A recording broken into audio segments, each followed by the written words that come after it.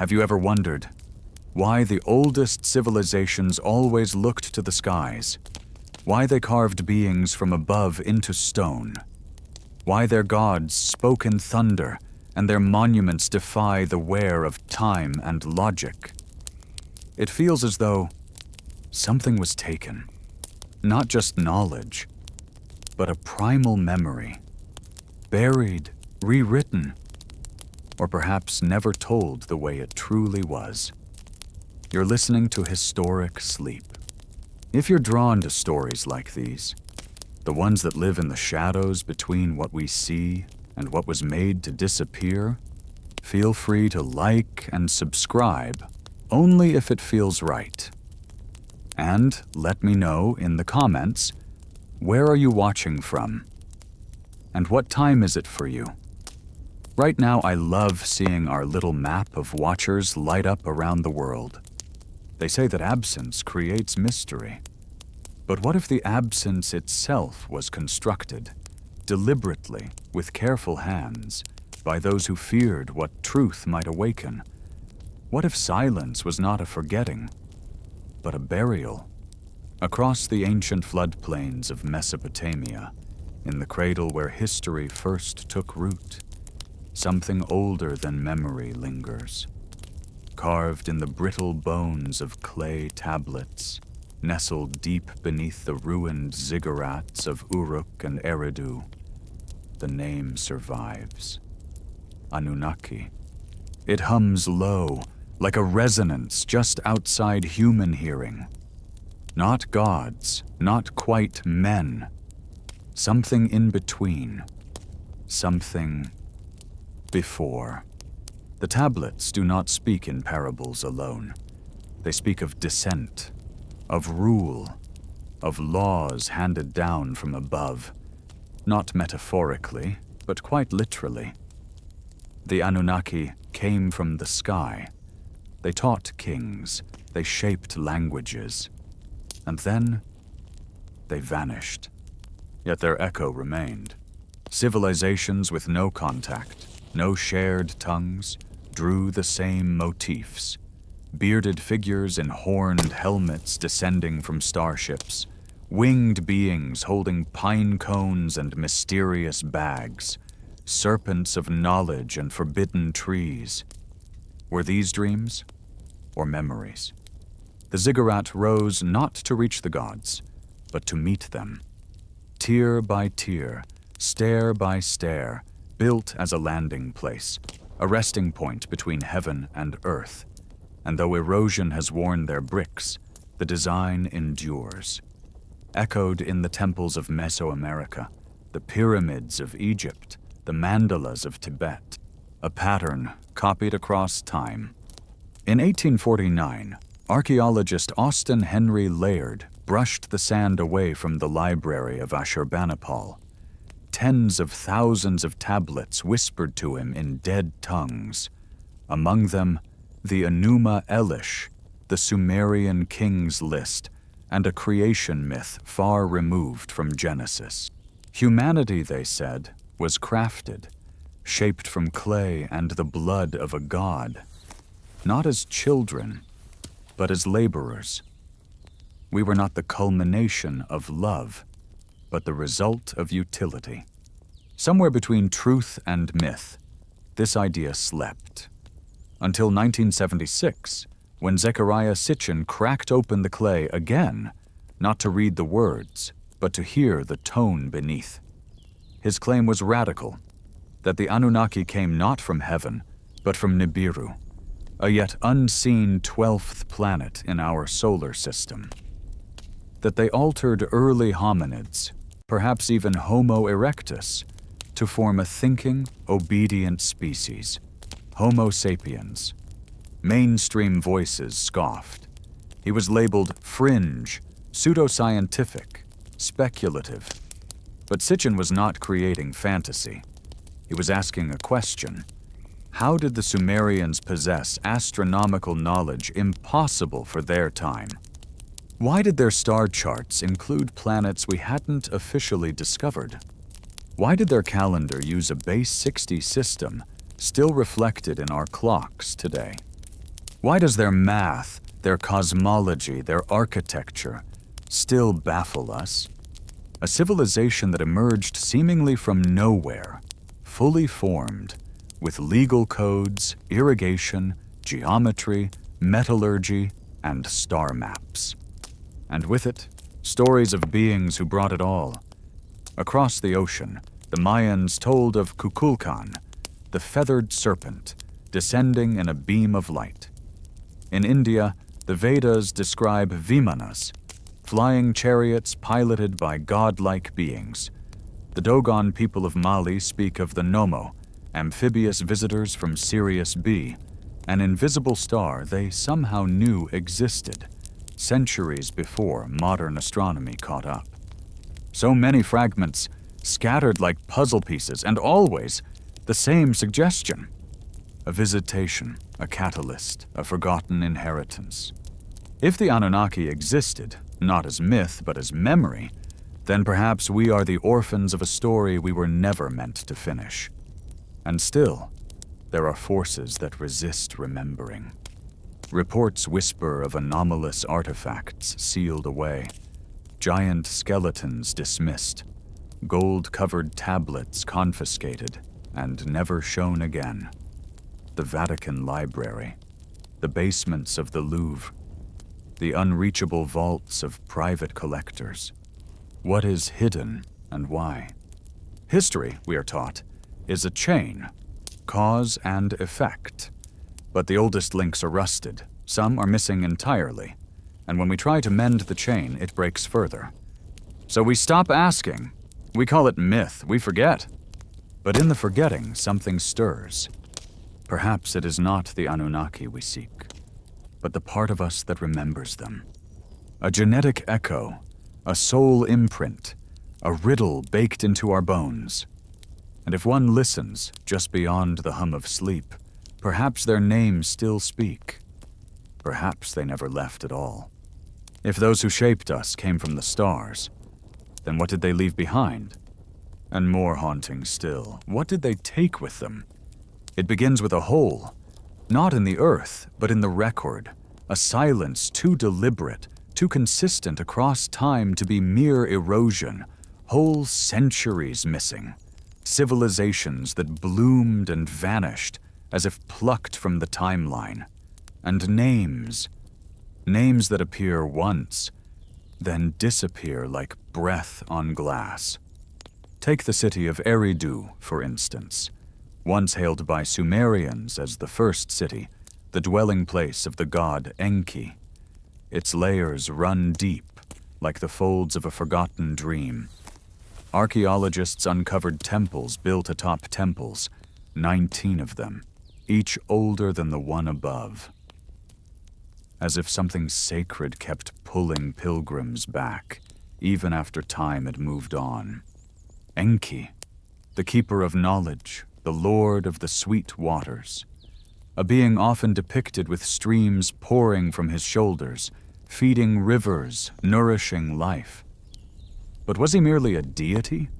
Or was the story a metaphor for something more? Something that came from beyond, bearing not water, but information? Symbols often hide truths too sharp for plain words. The caduceus, two serpents entwined around a staff, was said to be a sign of healing, of Hermes, of Thoth. But when seen through another lens, it resembles the double helix, DNA, wrapped and mirrored. Did our ancestors glimpse what we would only later discover? Carl Sagan once cautioned, "Absence of evidence is not evidence of absence." But what if the evidence was never truly absent, only ignored? In 1994, the discovery of Göbekli Tepe in southeastern Turkey shifted timelines. A temple complex over 11,000 years old, predating Stonehenge by millennia. Its pillars carved with strange animals, its stones arranged in deliberate alignments. Who built it? And why was it buried, intentionally, under tons of earth? As if someone wanted it hidden until we were ready to ask better questions. Many of the carvings, Foxes, vultures, lions bear uncanny resemblance to constellations. Some researchers believe its builders encoded astronomical knowledge with frightening precision. But this begs the question, where did they learn it? In the heart of the site, one pillar shows a humanoid figure, head lifted, arms turned outward. Not quite human, not quite beast. Something other, watching, waiting. Perhaps we've seen that posture before. In Sumer, in Egypt, in the petroglyphs of Australia.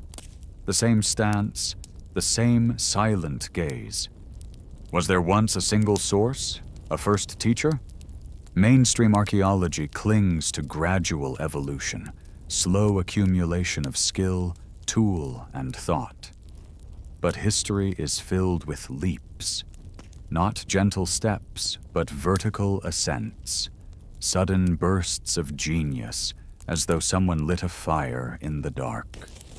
The invention of writing, the construction of megaliths, the leap from myth to mathematics. Each came not in predictable waves, but as lightning in a still sky. Why? There are those who suggest intervention, contact, a transmission from a higher mind, and others who insist we imagined it all. But the question remains, why do we all imagine the same things? The Hopi speak of the ant people, who sheltered them underground during times of global catastrophe. The Zulu tell of sky beings who came in fire and thunder. The Norse sang of gods descending on rainbows, wielding tools beyond comprehension. Stories echo, patterns repeat, and always when mankind rises too fast, a fall follows, a flood, a war, a forgetting, as if there's a threshold we are not allowed to cross. In 1909, a report in the Arizona Gazette described a discovery in the Grand Canyon, an underground city filled with Egyptian-like artifacts and strange tablets. The Smithsonian, when asked, denied all involvement. No follow-up, no photographs, just silence. Even now, search engines bury certain results. Algorithms favor consensus, not because of conspiracy, but because of fear. Fear of chaos. Fear of losing the story we've agreed to tell ourselves. But what if the older story, fragmented and wild, holds a different kind of order? An order not of control, but of memory. So we dig. Not just into earth, but into myth, into symbols, into the quiet margins of ancient texts. And in doing so, we begin to see the outline of something vast, not finished, not clear, but present, and always beneath it, the same pulse. What if we are not the beginning? What if we are a continuation? What if everything we build is an echo? What if every cathedral is a replica, every chant a translation, every law a shadow of something older, not lost, but hidden? If the Anunnaki were the bringers of knowledge, what were they protecting it from? Or who? They say the truth sleeps beneath layers, of stone, of dust, of language. But what if those layers were not natural? What if forgetting was engineered? Look closely at the myths that survived. Each tells of a golden age, when gods walked among men, when knowledge flowed like water, when balance was kept. And then, suddenly, always, it ends. A rupture, a fall, a punishment. The Greek Prometheus gave fire to man and was chained. The Mesopotamian Enki warned humans of a flood and was silenced.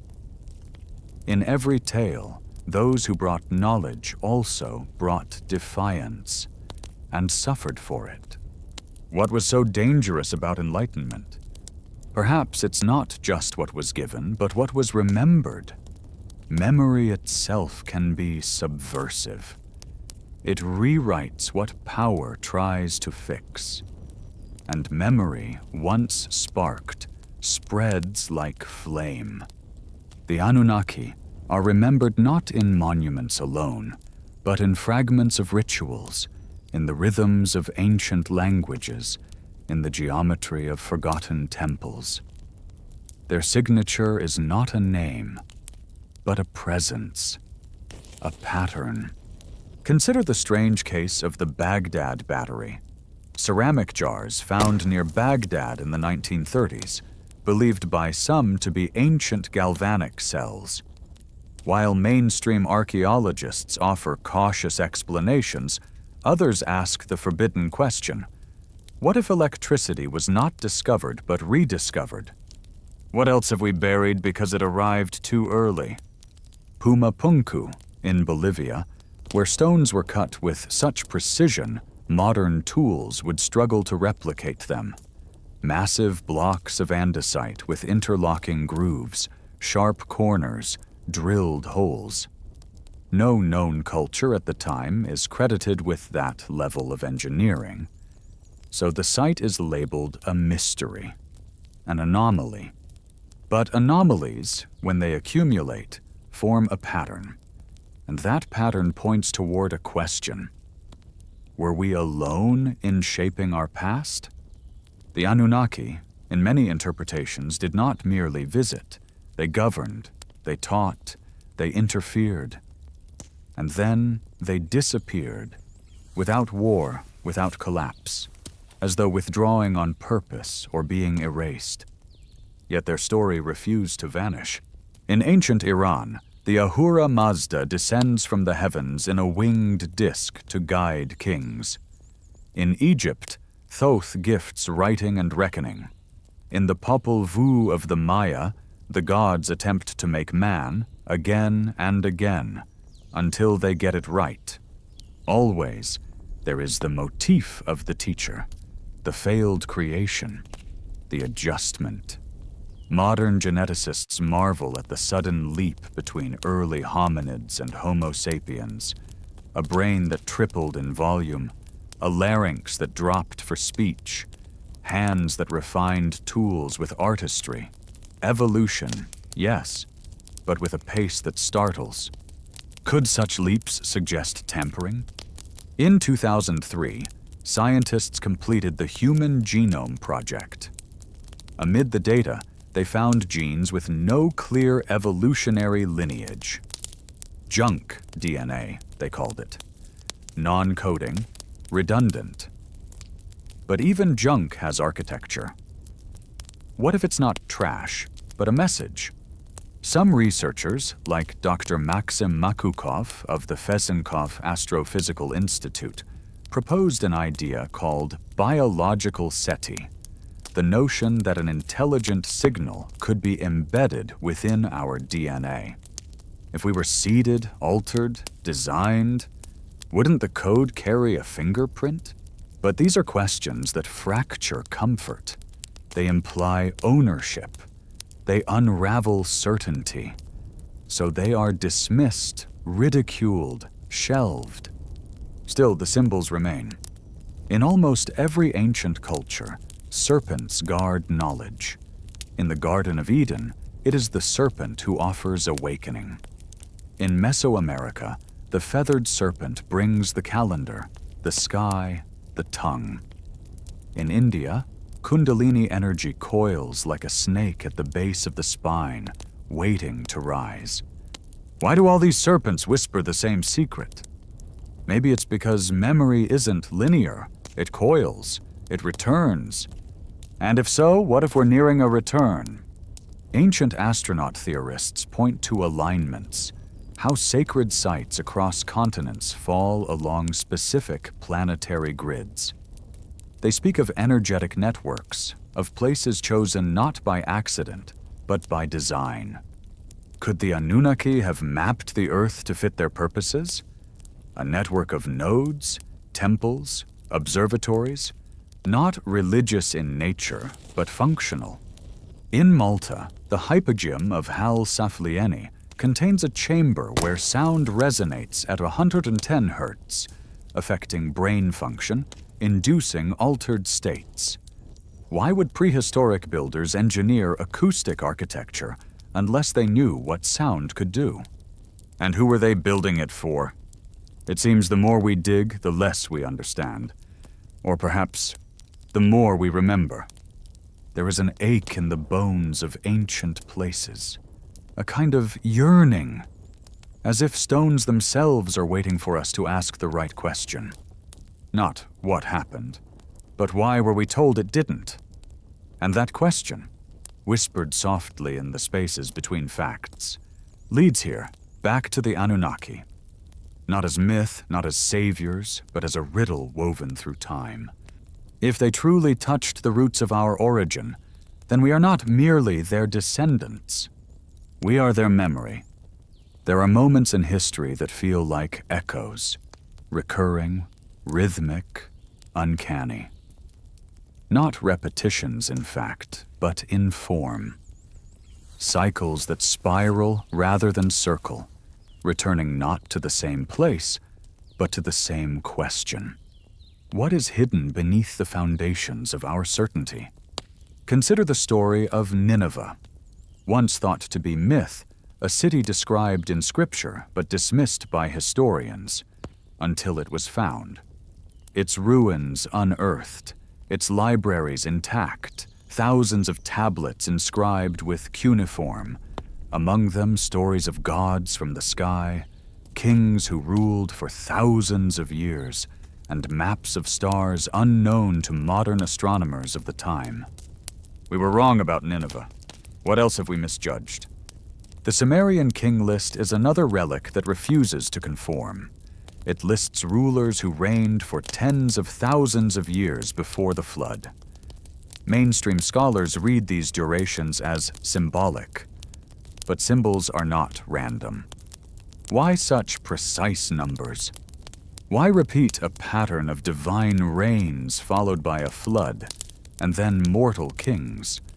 If we strip away our bias, the text tells a clear story, a time before time, when beings unlike us ruled openly.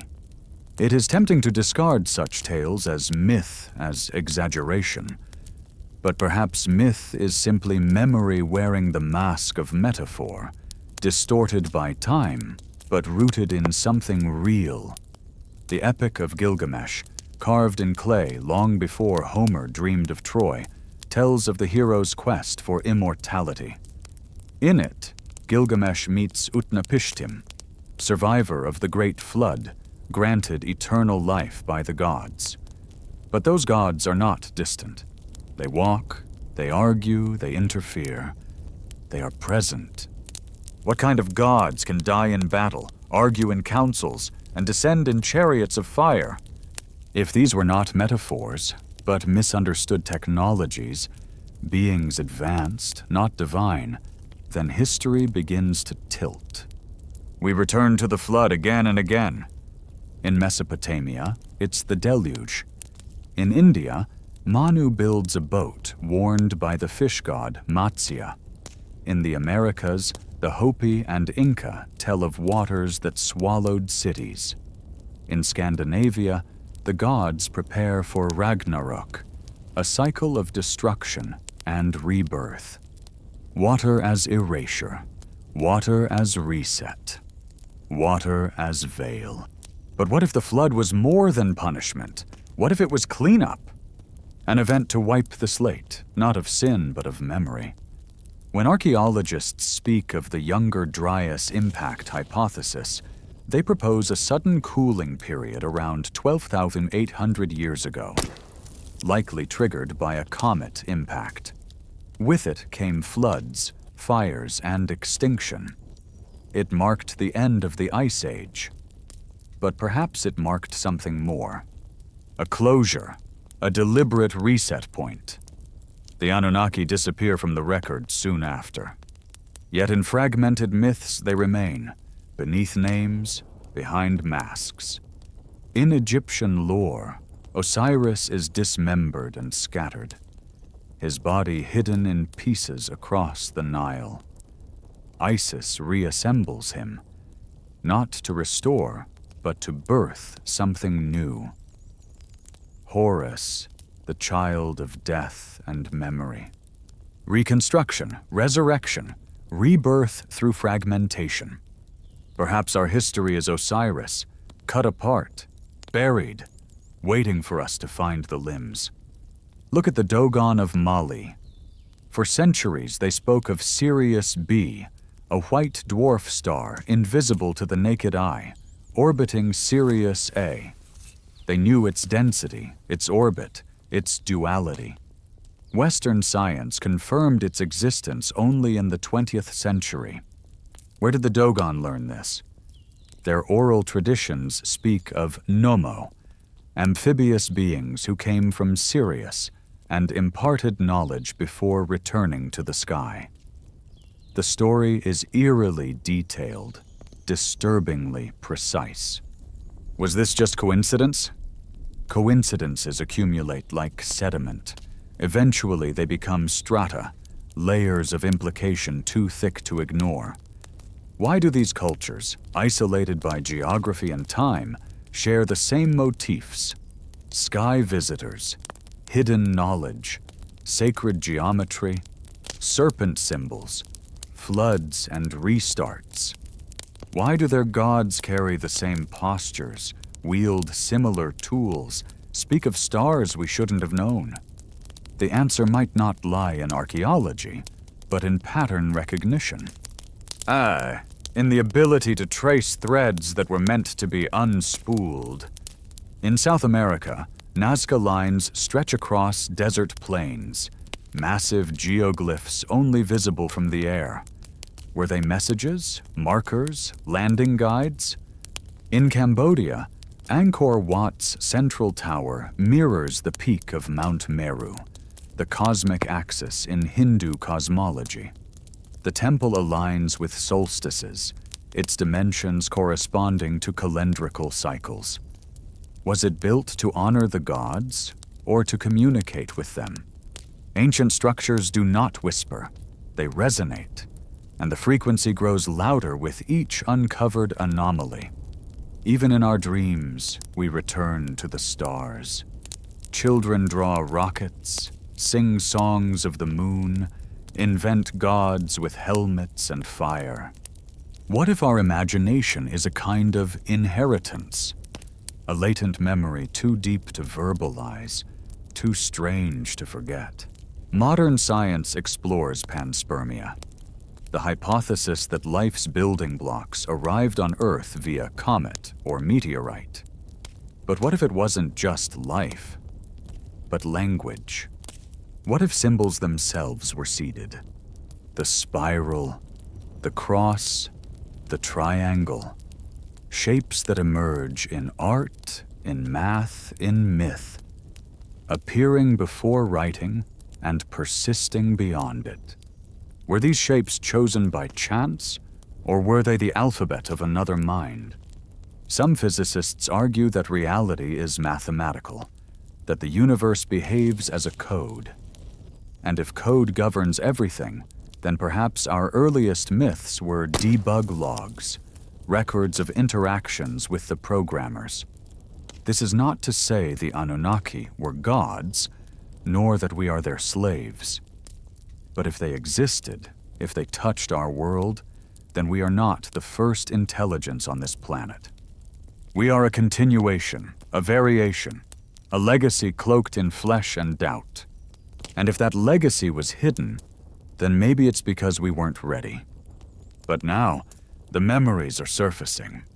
Not in temples, not in texts, but in us. Somewhere between silence and story lies a fracture, a crack through which forgotten things sometimes whisper. Not loudly, not urgently, but like a pulse. Steady, patient, waiting. The more we excavate the past, the more it stares back with eyes too old to name. In stone, in bone, in myths repeated across continents. It does not scream. It lingers, the presence of something that once was and might still be. Consider Tiwanaku, high in the Bolivian Andes. Its precision defies explanation. Stones weighing hundreds of tons are fitted so tightly that not even a blade can slip between them. The techniques, the tools, vanished. No inscriptions, no origin story, just forms that hint at knowledge long since severed from its roots. What kind of mind saw the world in such angles? Mainstream accounts attribute Tiwanaku's creation to pre-Incan cultures, but the stones themselves suggest another layer. Some are magnetized. Others resonate when struck.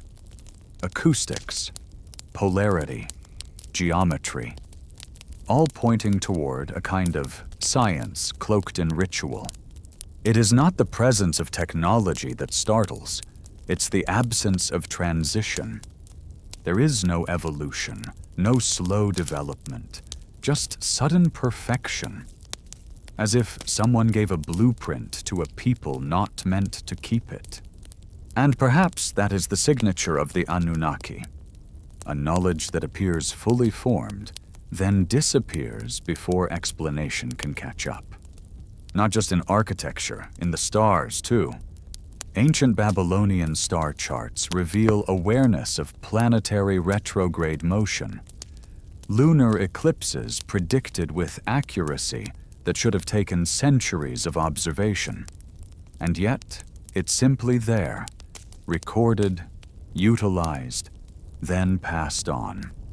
The Mulapin tablets, cataloging celestial movements, are among the oldest astronomical texts we possess, but their origin is obscure. Were they inherited, transcribed, or dictated? In 1901, the Antikythera mechanism was pulled from a Greek shipwreck, a complex device of bronze gears used to calculate astronomical positions over 2,000 years old. Technology that rivaled 18th century clocks, appearing in a time it did not belong. So we're left with riddles, advanced knowledge in primitive settings, fragmented, incomplete, and always misaligned with the timeline we've built. Why? Perhaps the keepers of that knowledge did not vanish. Perhaps they stepped back, withdrew behind the veil of story, behind symbols and masks. Like Viracocha, the bearded god of the Andes who walked among men, teaching them arts and astronomy. Or Quetzalcoatl, who promised to return. Or Oan, who rose from the Persian Gulf, half man, half fish, bearing writing, math, and agriculture. They arrive, they instruct, they leave, but none of them die. Legends never end, they pause. And in the pause, something sleeps. In the temples of Abydos, among the reliefs of Seti Deformed, are shapes resembling helicopters, submarines, aircraft. Some claim erosion, others say coincidence. But coincidence has a pattern, and repetition lends it gravity. The deeper question isn't whether these images prove ancient flight. It's why our minds keep circling the same images, the same sky-bound machines, the same divine engineers. Are we remembering or inventing? In the ruins of Mohenjo-Daro, archaeologists discovered a layer of vitrified stone, sand fused into glass, a heat beyond anything expected. No volcano, no lightning, just a blast and silence. Skeletal remains show signs of sudden death. No wounds, no escape. Could there have been a war, a strike, a cleansing? The Mahabharata speaks of weapons that made the sun rise in 100 places, of chariots that flew on beams of light, of cities that vanished in fire. Poetry or record? When did we decide myth must always mean fiction? The word mythos once meant sacred account, a truth too deep for prose. But language shifted, and with it, reverence faded. Myth became make-believe, and belief became heresy. Yet still the symbols return. The all-seeing eye, the winged disc, the serpent coiled in 8. Why do they persist? In ancient China, the Yellow Emperor was said to ride a dragon chariot to the stars. In Japan, the Shinto kami descend on beams of light. In the Pacific, sky canoes carry ancestors to and from the firmament. Always the sky, always the ascent and return. It is as if we are being reminded of something we were meant to forget. In the Book of Enoch, once excluded from biblical canon, Enoch is taken by watchers who reveal the workings of heaven. They show him the stars, the calendars, the sacred geometry of creation. And then he vanishes. Enoch doesn't die, he is transformed, removed from earth. Perhaps the earliest abductee. But that word, abduction, carries fear. What if it was invitation? What if contact was never forced but chosen? Not everyone sees, not everyone hears, but those who do are changed. And so whispers remain. Carvings on cliff walls, star maps carved into bone, harmonics built into stone chambers, breadcrumbs scattered across ages, left not for all, but for the few who still look up and remember. We were not meant to understand all at once. Initiation is gradual, revelation is earned. And the Anunnaki? Perhaps they never asked for worship, only remembrance. Maybe they walked among us not as gods, but as reminders of what we might become again. And maybe the reason they left is because we stopped listening. In the quiet hours before dawn, when the world feels suspended between breath and memory, a question lingers. Have we been here before? Not in body, perhaps, but in mind, in echo, in something deeper than recollection. There are patterns in history too intricate to be accidents. Civilizations rise not linearly, but in bursts, flashes of brilliance that leave behind stone, fire, and silence. As if someone lit a match, watched it burn, then left us fumbling in the dark. Look at ancient Sumer. Agriculture, language, law, astronomy, all appearing together suddenly with no traceable origin, no primitive precursor, no series of failed attempts, just emergence, as if turned on like a switch, and then just as swiftly decline. Where did the knowledge go? Some say it was lost to war, to flood, to time. But some losses are too precise, too clean, like a chalkboard wiped mid-formula. Could it have been taken? The idea that knowledge is cyclical, that humanity ascends and resets, is not new. Plato spoke of Atlantis, a civilization destroyed not by accident, but as consequence. He said the memory came from Egypt, who said it came from the stars. Always from the stars. Why do we tell the same story with different names? In the Dendera Temple of Egypt, etched high on the ceiling, is the zodiac of Dendera, a sky map so accurate it aligns with precession, solstice, and equinox. How did they know the wobble of the Earth's axis, something modern science confirmed only recently? The priest said it was given to them. By whom? In India's ancient Vedas, the gods ride machines called vimanas, described with metal hulls, fire propulsion, and aerial battles.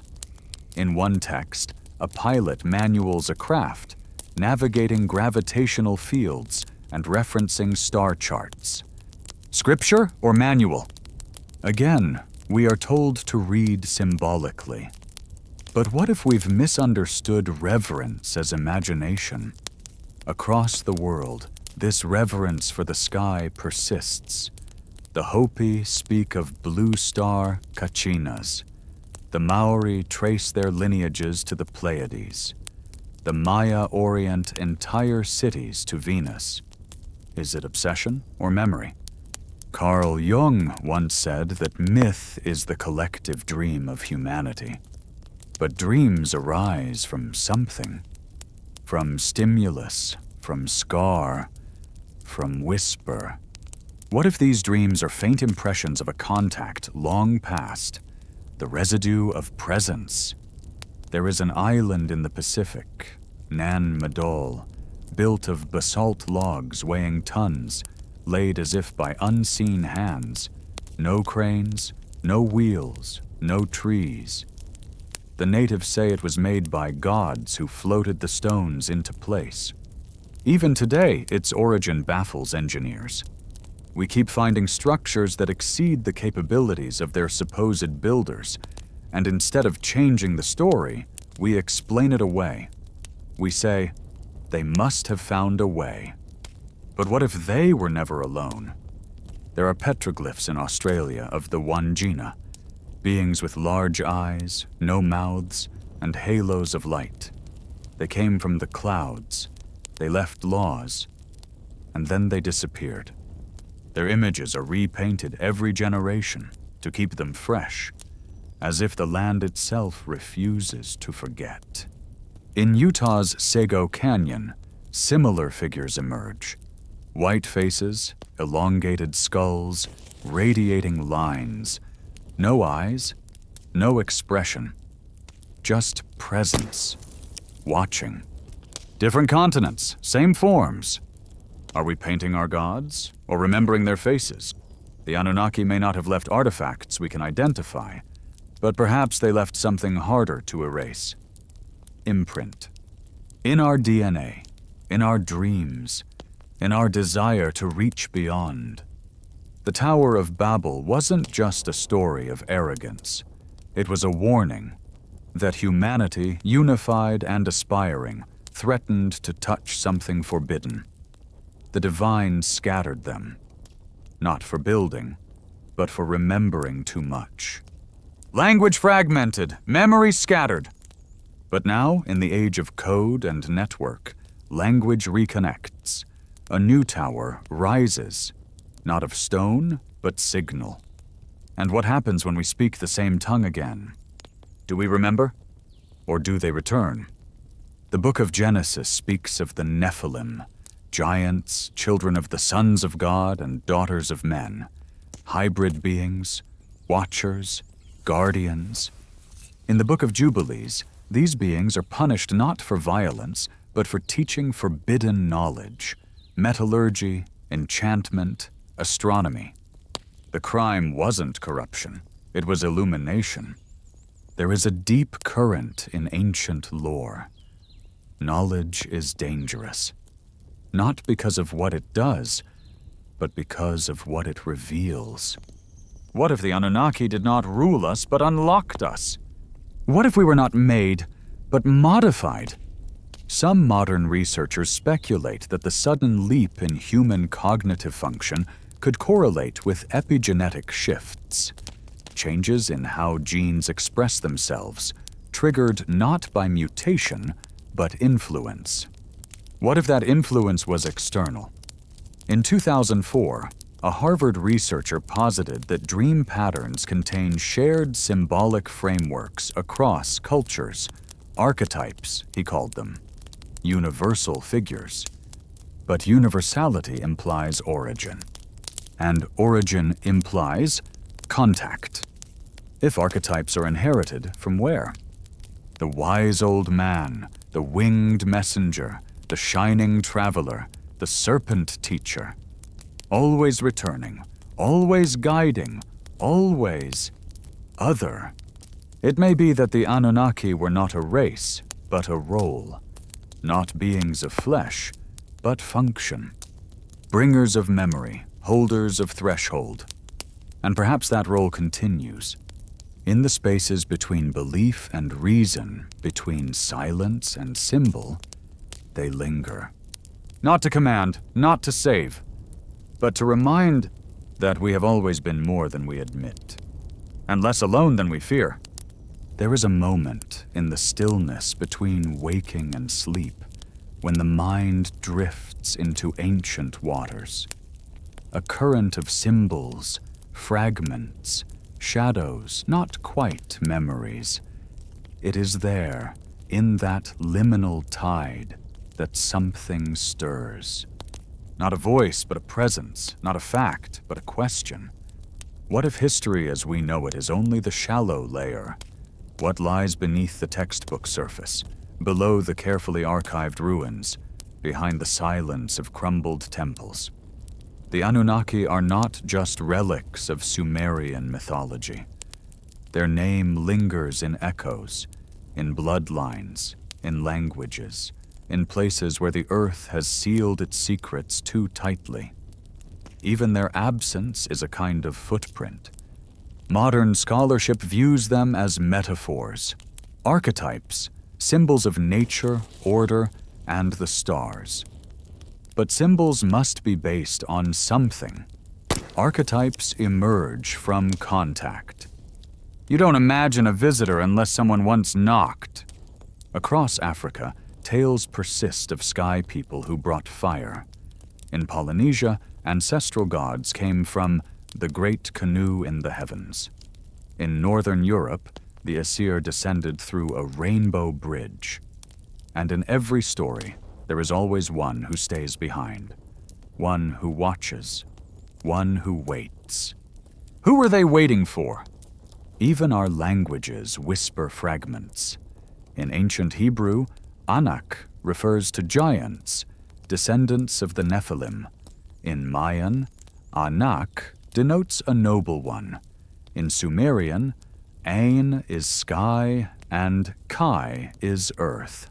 Anunnaki, those who came from the heavens to the earth. Coincidence or code? In 1974, the Arecibo message was sent, a binary greeting from Earth to the stars. Encoded within it were elements of human biology, our solar system, and our mathematical language. But what if we weren't the first to send such a message? What if Earth was a receiver before it became a transmitter? There are carvings in Peru and Iran, stone discs in China, and artifacts buried beneath Siberian tundra, each etched with spirals, grids, and patterns not found in the surrounding culture. Many resemble circuitry. Some suggest resonance. All point toward communication. Not written, not spoken, transmitted. We often think of contact in terms of ships, beings, and light in the sky. But what if it was subtler? A seeding of mind, a calibration of perception, a shift in the dream. The ancient Egyptians believed the heart, not the brain, was the seat of memory. That to remember was to awaken. Their rituals were designed not to worship, but to recall, to trigger something dormant. Was this mysticism, or technology by another name? We forget that ritual once held information, movement, sound, breath, encoded instruction. Repetition not for control, but for remembrance. Initiation as reactivation. What were the mystery schools of Eleusis really teaching? Why did Pythagoras insist that the soul remembers? That numbers are the bridge? Plato spoke of anamnesis, the idea that all knowledge is remembering, that truth is not learned but uncovered. And if truth is buried, who buried it? The Vatican archives stretch for miles. Not everything hidden is heretical. Some things are simply disruptive, too far from the narrative spine, too close to the forbidden shape of origin.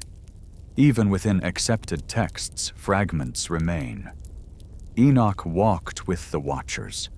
Ezekiel saw a wheel within a wheel, flashing with fire and crystal, lifting from the earth. John spoke of angels descending with trumpets and stars falling to the ground. They were not speaking in metaphor. They were describing what could not be explained. The further back we go, the more advanced the knowledge seems. Ancient India's texts speak of atomic theory, of matter composed of indivisible particles. Babylon knew of planetary retrogrades. Mesoamerican codices tracked lunar and solar eclipses with staggering precision. Why does the curve of understanding slope backward? We explain it as intuition, as coincidence. But coincidence does not write calendars in stone. Coincidence does not measure the precession of equinoxes with megaliths. We are left with the uncomfortable possibility someone helped, and perhaps they did not simply come once. Perhaps they return cyclically, when alignments shift, when veils thin, when memory is ready. The Dogon say the Nomo will come again when Sirius appears in a new form. The Hopi await the blue star Kachina, the final sign. Christianity speaks of return. So does Islam. So does Hinduism. So did the Maya. Always return. But of what? The Anunnaki, if they were real, may not have been a race, but a pattern. An archetype of intervention, not saviors, not tyrants, just reminders. Agents of turning points.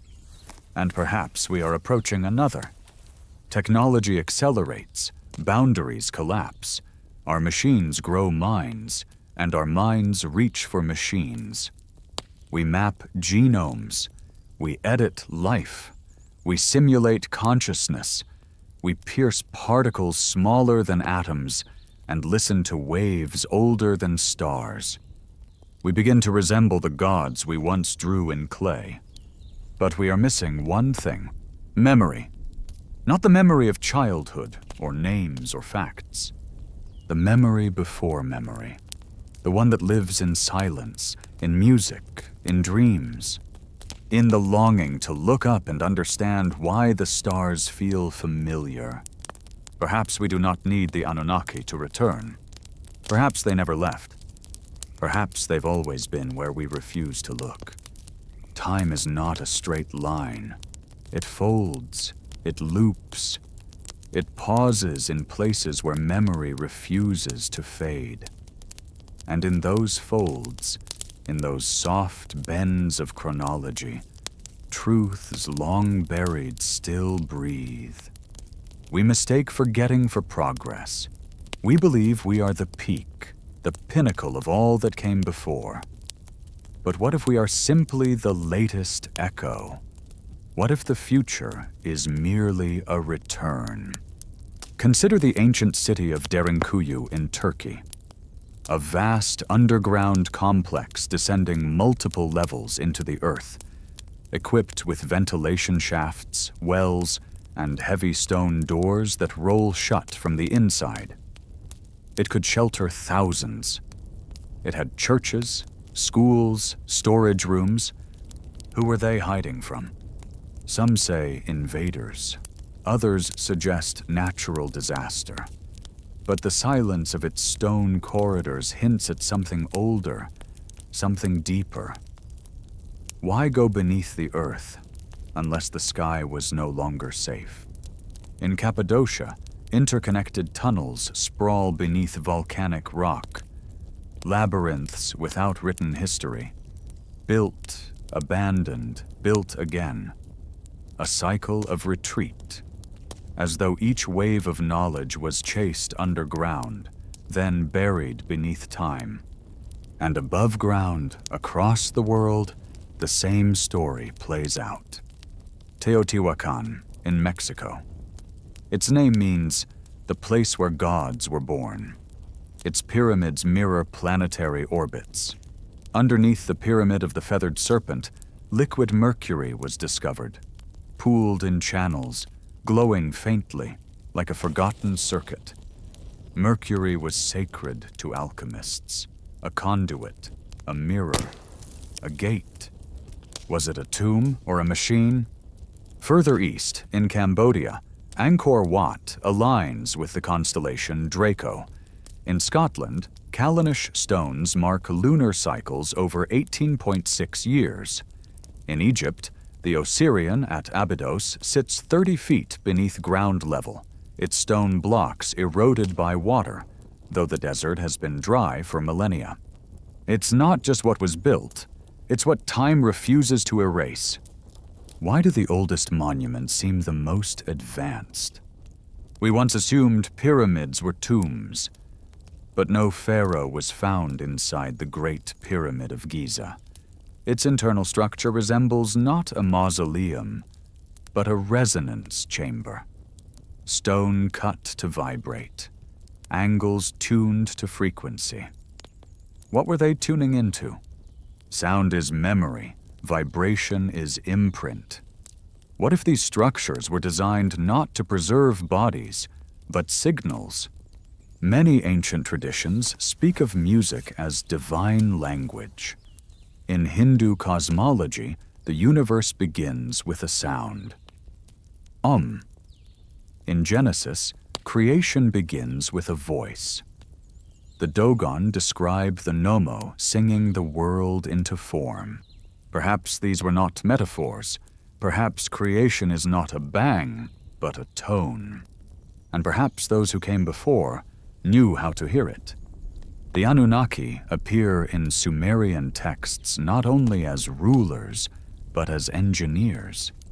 They measure, they assign, they divide land, time, even language. They do not preach, they organize.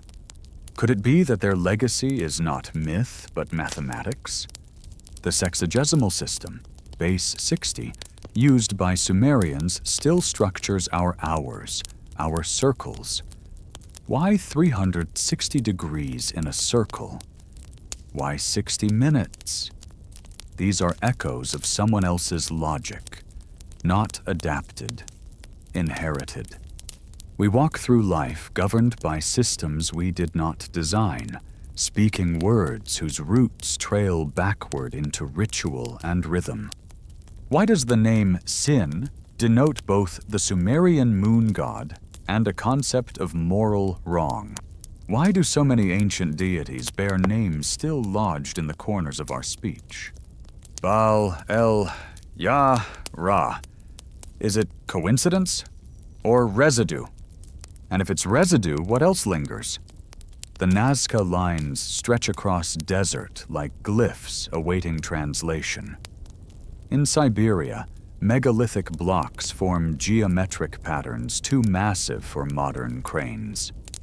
In Lake Titicaca, ruins rest 20 feet underwater, carved with precision, predating the rise of the Inca. Who carved underwater before water came? And still, we return to the sky. So many ancient myths speak of watchers, of those who came, observed, and withdrew. The Book of Daniel names them. The Zohar describes their fall. The Quran mentions beings of smokeless fire who whispered to kings. They are always near power, near thresholds, near change. Were they sentinels, guides, or something else entirely? Some say the Anunnaki were divided. Some loved humanity. Others feared what we might become. Perhaps the stories of divine war, of banishment and rebellion, are not moral fables, but memories of disagreement. What happens when creators disagree about the creation? Did one group uplift and another suppress? We find this duality in all our myths. The serpent in Eden who tempts, the Promethean flame, the tower that rose too high, wisdom and punishment intertwined. Knowledge, it seems, always comes at a cost. But the cost may not be danger, it may be remembering. Because to remember is to disrupt, to tear the veil of how it's always been. and in the tearing something awakens. In dreams, people speak of languages they do not know, of symbols they've never studied, of cities that rise and vanish as if built from light.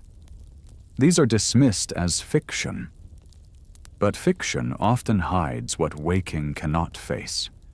Carl Sagan wrote that extraordinary claims require extraordinary evidence. But what if the evidence is not external? What if the most extraordinary truth lives inside us? The Anunnaki may never return in ships. They may not stand upon pyramids or descend on pillars of flame. They may reappear in thought, in art, in the way a child instinctively stacks stones in a spiral. In the way we ache for stars we've never touched. And if they come again, it may not be to lead, but to witness. To see if this time we remember. There are questions that never leave. They change shape, migrate from mind to myth, resurface in new symbols. But they remain. They press at the edge of reason, quiet and patient, waiting to be asked again. Where did we come from? What was lost?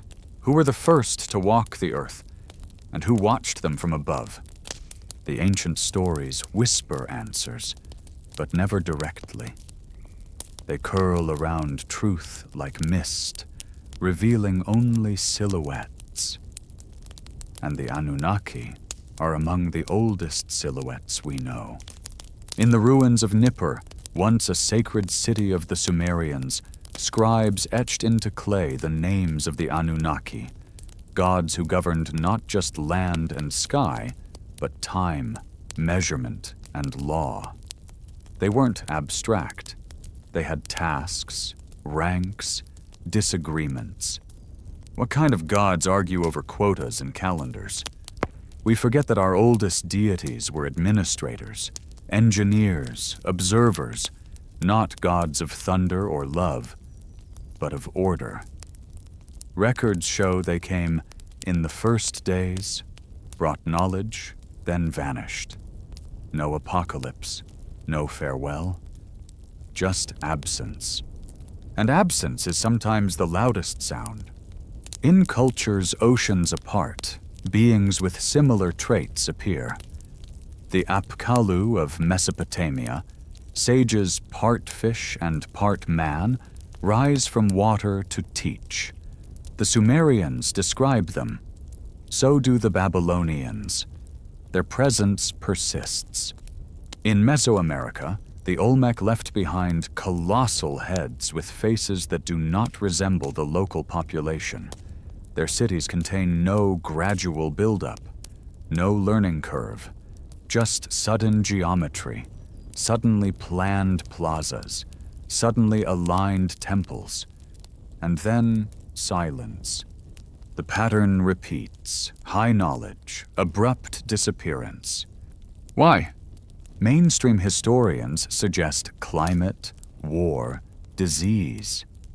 But what if the collapse wasn't failure, but design? What if knowledge was meant to burn brightly, then retreat? The Library of Alexandria, once said to hold the totality of ancient learning, vanished in stages. Fire, war, neglect. But perhaps those were only the surface reasons. Knowledge too dangerous to be controlled must be forgotten. Not erased, hidden. And where better to hide than within story. The Anunnaki, some believe, encoded their knowledge in systems, mathematics, language, celestial alignments. Rather than speak plainly, they built labyrinths of meaning. Not to confuse, but to filter. Only those who ask the right questions can follow the path. Initiation by curiosity. Even today, we stumble upon alignments too precise to be chance. The Great Pyramid's sides align almost perfectly with cardinal directions. Stonehenge marks solstices. Machu Picchu's Intihuatana stone casts no shadow at noon on the equinox. Why the obsession with light, shadow, timing? Because time is not neutral. Time is a gate, and those who understand its rhythm open it. Sumerian myths speak of cycles, kingship descending from heaven, then withdrawn. Always a rhythm, always a pattern. Golden age, flood, rebuilding, awakening, amnesia. Does this mean history is doomed to repeat?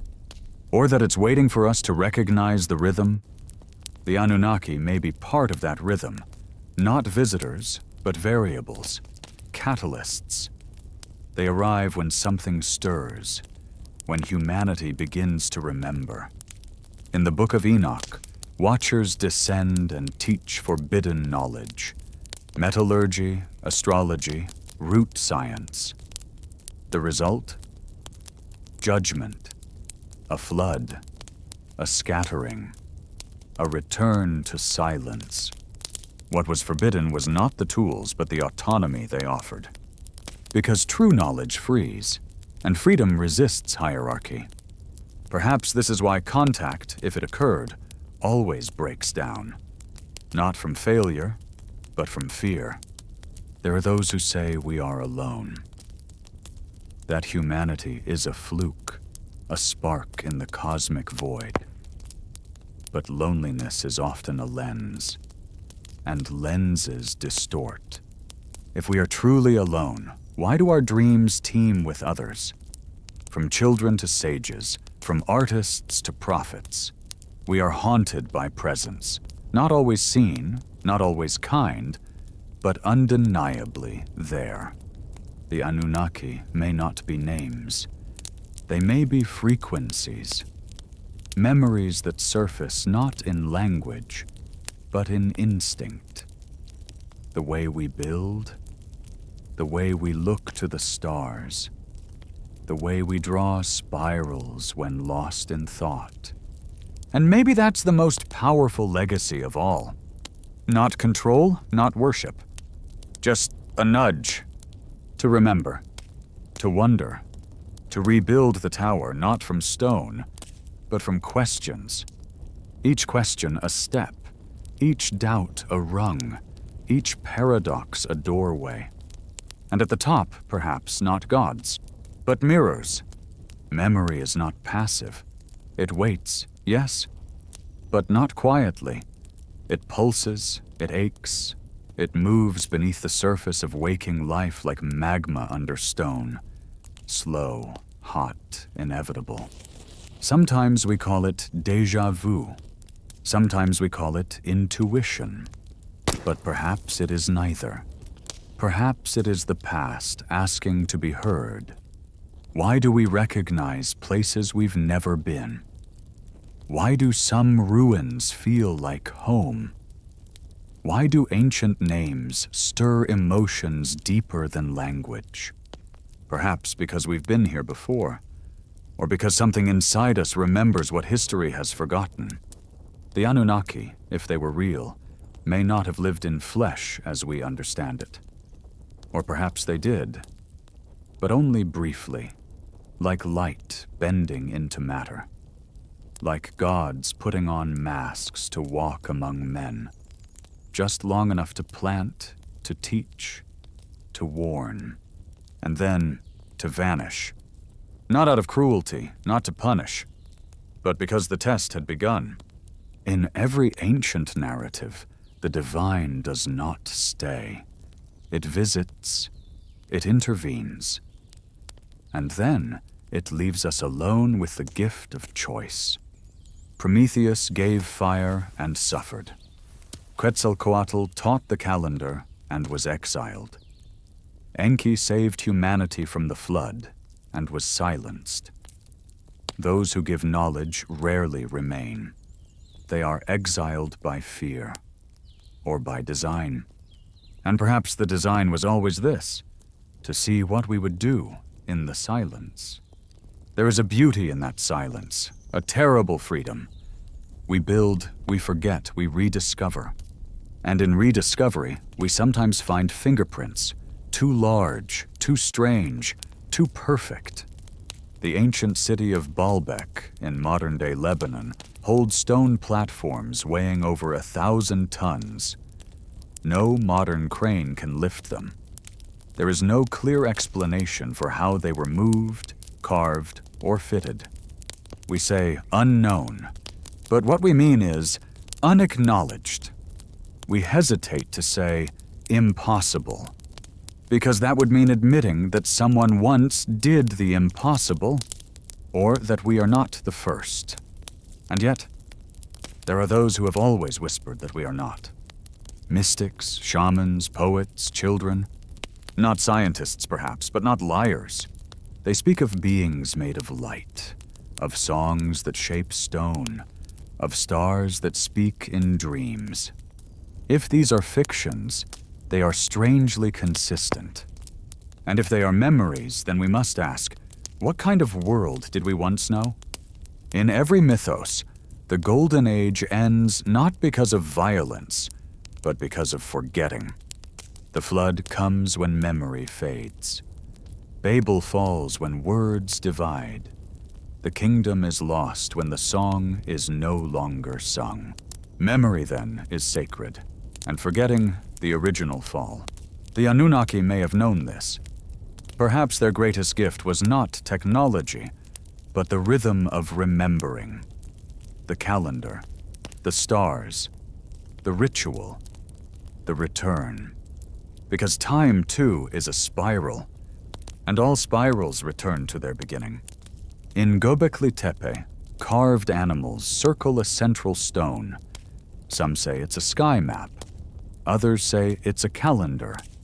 But perhaps it is both. Perhaps it is a memory device, a way to encode the stars so that one day we might remember where we came from. Not just the earth beneath our feet, but the sky we fell from. Language carries these traces. In Latin, religare means to bind again, from which we get religion, not belief, but reconnection. To bind again with what? With memory, with source, with those who left their signatures in myth and stone. And yet we treat myth as illusion. We separate it from history as if the soul can be removed from the body and still leave something living. But myths breathe.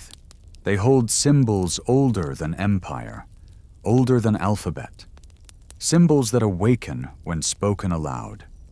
The spiral, the eye, the hand, the feathered serpent, the tree that touches heaven. We dismiss them as art, but perhaps they are keys.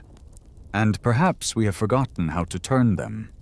What if remembering isn't an act of intellect, but of resonance? What if the moment you look at a ruined ziggurat and feel something in your chest tighten, that is memory? Not personal, not individual, but cellular, ancestral, cosmic. What if memory isn't something you hold? What if memory holds you? This may be what the Anunnaki knew, that memory must be hidden in layers, in symbols, in rituals, so that only the curious, the open, the patient could find it. Not for secrecy, but for readiness, because to remember is to awaken, and not all are ready. And so the gates remain sealed to some. But to others, the gate is always ajar. It opens when you ask, what if? It opens when you wonder why 1,000-ton stone is balanced without mortar. It opens when you see the stars and feel not awe, but recognition. It opens when you stop searching for gods in the sky and start listening for their echoes in your bones. Perhaps that is where they live now. Not in orbit, not in some distant galaxy, but in the silent spaces between thought, in the questions that won't let go, in the myths we cannot stop telling, and in the names that return, like tides again and again. Anu, Ki, Enlil, Enki. Inanna. Names like tones, names like doors. And perhaps one day, when we are quiet enough, they will open. The stars do not speak in words, but in rhythm. They turn, they pulse, they echo across centuries. And if you listen not with ears, but with stillness, you can hear them asking something old. Why do you not remember? This question hides in stone. It hides in silence. It hides in the curve of temples and the tilt of calendars. Every ancient site is not just a place. It's a question formed in architecture, a message encoded in shadow and light. And the oldest messages point upward, not just to the sky, but to what lies behind it. Why did so many ancient cultures map the heavens with such obsession? Not for farming alone, not for ritual. There was urgency in their alignments, precision that surpasses practicality.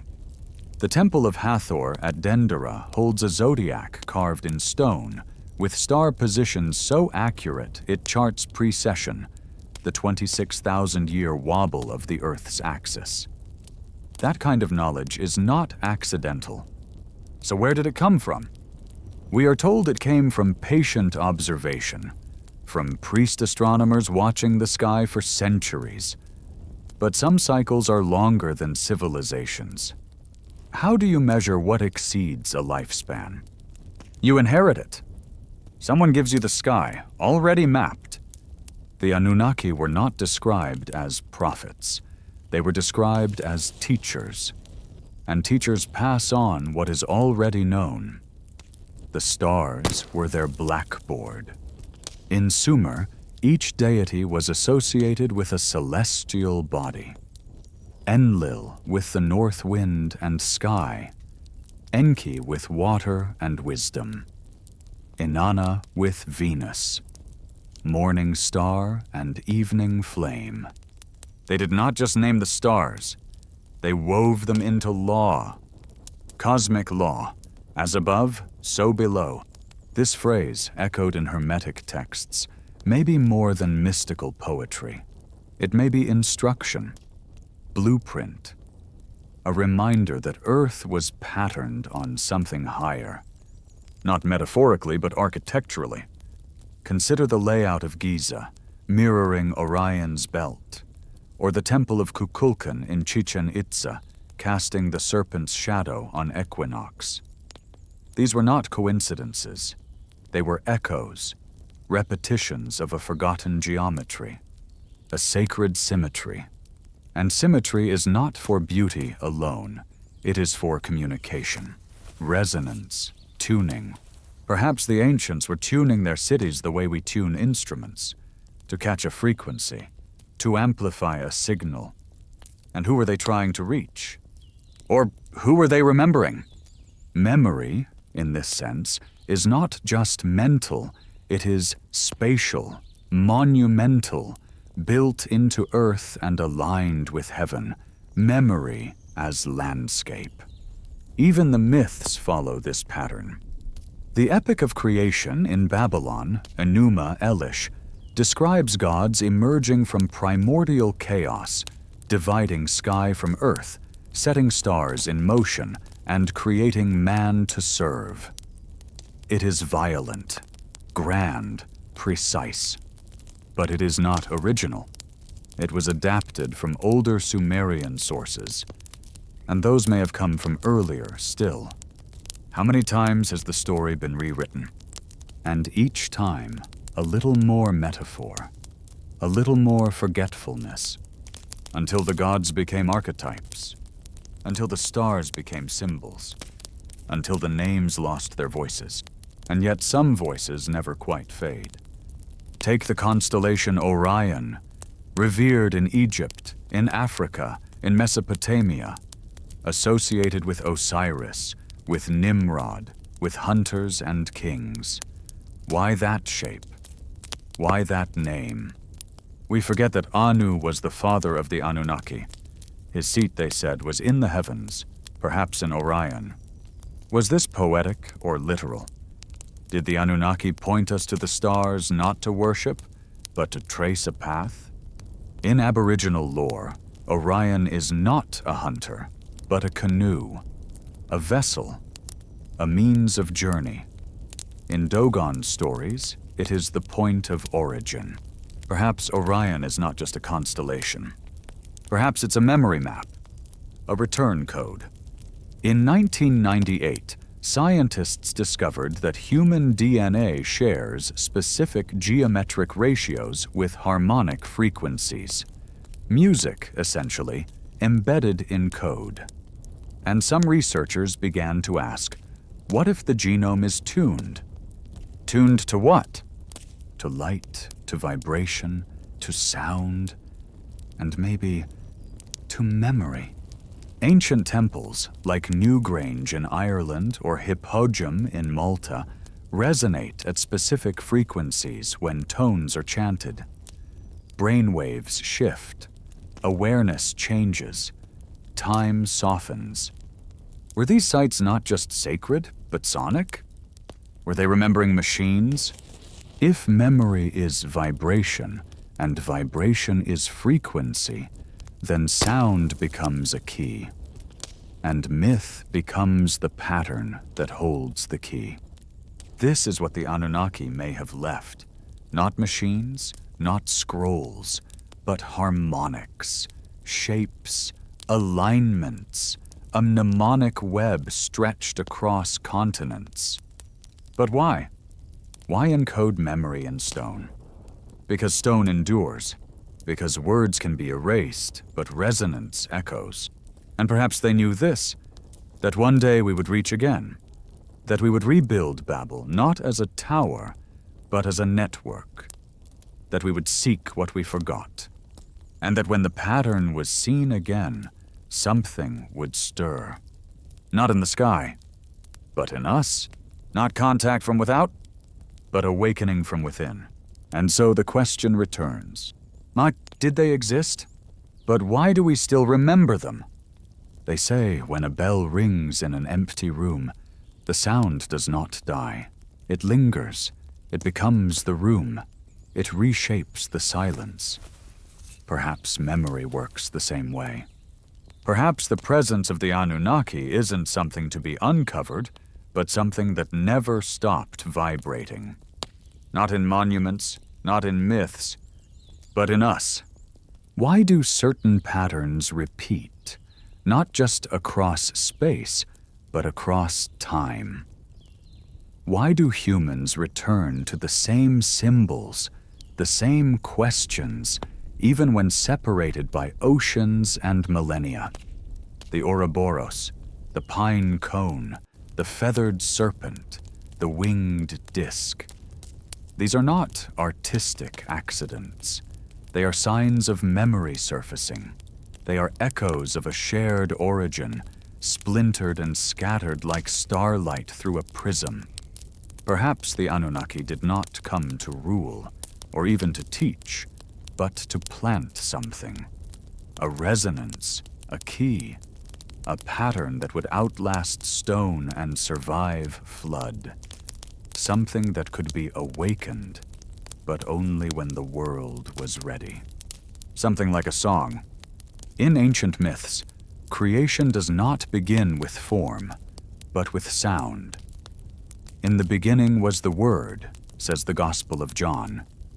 In Vedic hymns, the universe is sung into being. In Egyptian lore, Thoth speaks the world into motion. Why always sound? Why always vibration? Because sound moves without needing light. Because it travels in darkness. Perhaps the first contact was not visual. Perhaps it was tonal. And perhaps the temples we've uncovered are not just spaces of worship, but resonant bodies, instruments, tuned to frequencies that could align thought with memory. The Great Pyramid of Gaza vibrates at 432 hertz, a tone some call the natural frequency of the universe. That number appears again and again in ancient flutes, in the geometry of sacred sites, in the mathematics of planetary motion. Coincidence or a calibration?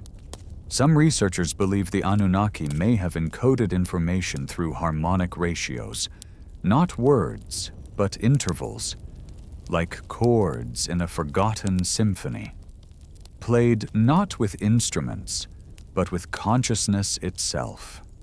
Is it possible to remember through sound? Modern neuroscience tells us that memory is not stored in one place, but everywhere, in chemical traces, in electric pulses, in spatial configurations, and when triggered by scent, by sound, by dream, it returns suddenly, completely. Perhaps civilization itself is a dream we are slowly waking from. And the Anunnaki are not the dreamers. They are the alarm. Every few generations, the questions return, not just in books, but in intuition, in architecture, in longing. Someone builds something that echoes something older. Someone sees a symbol that stirs something unspoken. We think we are discovering, but maybe we are remembering. There are legends of people who could see the shapes behind the world. Not visions, not hallucinations, but memories breaking through the veil. Mystics called it gnosis. Philosophers called it anamnesis. Today we might call it pattern recognition. But what if the pattern is older than us? What if it was placed there? In Bolivia, the site of Pumapunku holds stones cut with such precision and complexity that modern engineers still debate their function. Some believe they were part of a modular construction system. Others say they were ceremonial. But what ceremony requires tolerances measured in microns? Unless the ceremony was technological, unless the sacred was functional. This blend of science and spirit, of precision and myth, is what defines Anunnaki influence. It challenges the division we have placed between the measurable and the meaningful. To them, there may have been no division. In Sumerian texts, Enki is both god and engineer. Inanna is both goddess and weapon. The line between divine and device blurs. Perhaps the Anunnaki were not mystical at all. Perhaps they were practical. But when their practicality was remembered imperfectly, it became myth. And when myth is told long enough, it becomes sacred. So now we stand in cathedrals of forgotten geometry, looking for spirits and missing the structure. We chant names and forget functions. We pray where once we calculated, and still something waits. In 2003, a team of physicists working on quantum resonance proposed that certain geometric structures, like tetrahedrons and dodecahedrons, could amplify consciousness. Not electricity, not sound. Consciousness. What if the temples weren't built for gods, but for minds? What if the Anunnaki built not machines, but mirrors? Structures designed to reveal what was hidden, not in the heavens, but in the human. We are so busy looking for proof, we ignore the permission, the quiet invitation buried in every myth. Remember, that's all it says. Not worship, not believe, just remember. Because remembering is the first step to becoming. And if the Anunnaki knew anything, perhaps it was this. The future can only be shaped by those who reclaim the past, not through conquest, but through quiet recognition. So the pyramids endure, the stars shift, the myths spiral. And you, listener, dreamer, wanderer, are part of it. Not outside the story, but woven into it. What you choose to remember changes what comes next. Sometimes memory doesn't speak. It hums. It waits in bone and blood and breath, surfacing in moments we cannot explain. A flicker of recognition in a dream. A chill at a ruin. A sense that a story is being told again, and that we've heard it before. We are taught to forget. Not directly, but through repetition of a different story. A simpler story. One that fits neatly into books and timelines. One that replaces questions with chronology. But the Earth remembers. And the Anunnaki, they may be the punctuation marks in that deeper sentence. Everywhere we dig, we find knowledge out of time. Ancient batteries, carvings of aircraft, maps that show Antarctica without ice, tools with no fingerprints, cities beneath the sea. The pattern is not linear, it's recursive. Civilization does not rise and fall, it pulses. Each peak echoes an earlier one, higher, more visible, but never original. Always a memory of something older. In ancient India, the Mahabharata describes wars between flying machines, vimanas, firing weapons brighter than 1,000 suns. It speaks of cities reduced to ash, of survivors fleeing underground. It is poetry, yes, but it is also engineering. Why describe flight with such detail, such metallic precision, if the idea had never existed? In Egypt, Dendra's temple reliefs show objects that resemble electric lamps. In Baghdad, clay jars coated with copper contain the right elements for primitive batteries. In Peru, elongated skulls suggest either ritual or biology that doesn't fit. Always, something doesn't fit. We smooth it over. Call it symbolic, call it anomaly. But too many anomalies form a pattern, and patterns ask to be read. The Anunnaki are part of that pattern. In Mesopotamian myth, they do not just rule, they assign roles, calculate orbits, designate sacred numbers. They do not act like myths, they act like architects. And architecture is memory made solid. Consider the number 12. 12 gods, 12 months, 12 constellations. The Sumerians divided time by 60, not 10. Why? Because 60 is divisible in ways 10 never will be. It is elegant. It is deliberate. And perhaps it was inherited. Inherited from minds who saw numbers not just as count, but as current. Frequencies that shape matter. Keys that unlock not doors, but dimensions. In every sacred tradition, names have power. True names can summon. Hidden names protect. Is this just myth? Or is it memory of a technology so old it became prayer? The Anunnaki's names still echo. Enki, Enlil, Inanna, Ninhursag. But names are just the beginning. Behind them are functions, symbols, alignments. Inanna, goddess of love and war, descends into the underworld and returns transformed. A metaphor, perhaps, or a ritual, or a memory of cycles older than religion. Resurrection, renewal, return. The same story, told in different masks. Why does every culture speak of a time before? A golden age, a fall, a flood? Because somewhere deep in the species, something broke, or was broken. And the stories are how we stitch it back together. Perhaps the Anunnaki were not saviors, not tyrants, just witnesses. Engineers of a project abandoned, or paused, or hidden until we ask the right way. Not with telescopes, but with silence. The temples that remain, Angkor, Giza, Chavin, were not designed for noise. They reward stillness. echo sound in strange ways, carry whispers farther than they should, as if the stone is listening, as if it remembers.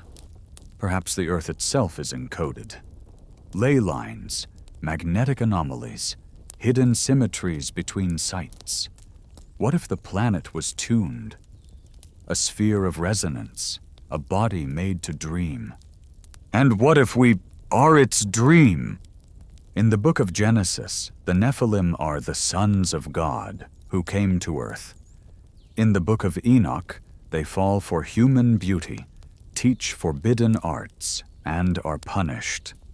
But who were they really? Hybrids, teachers, failures? Perhaps they were what happens when memory moves too fast, when resonance skips ahead of readiness. Because knowledge is not neutral, and neither is memory. Both change the one who holds them. We long to know the truth, but truth, like light, can blind as well as reveal. Perhaps that is why the Anunnaki left breadcrumbs, not blueprints. Perhaps they knew we must walk the spiral ourselves. Not be told, but remember. And so they embedded their questions in stories, their coordinates in myth, their echoes in names we still speak, not knowing why they taste familiar.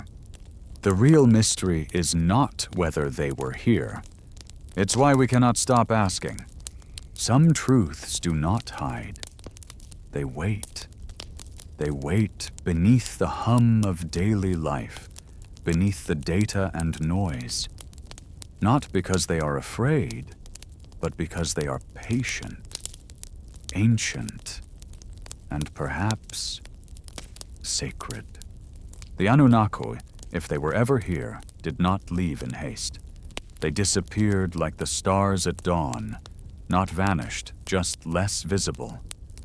Pulled behind the light of something louder, something newer, something forgetful. But forgetting is never complete.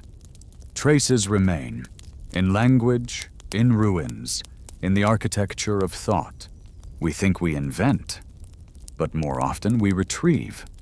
In 2001, scientists discovered that certain geometric patterns, like the golden ratio, appear not only in nature, but in the brain's electrical firing, in the way trees branch, in the structure of galaxies, in the rhythm of Beethoven, and in the layout of temples more than 5,000 years old.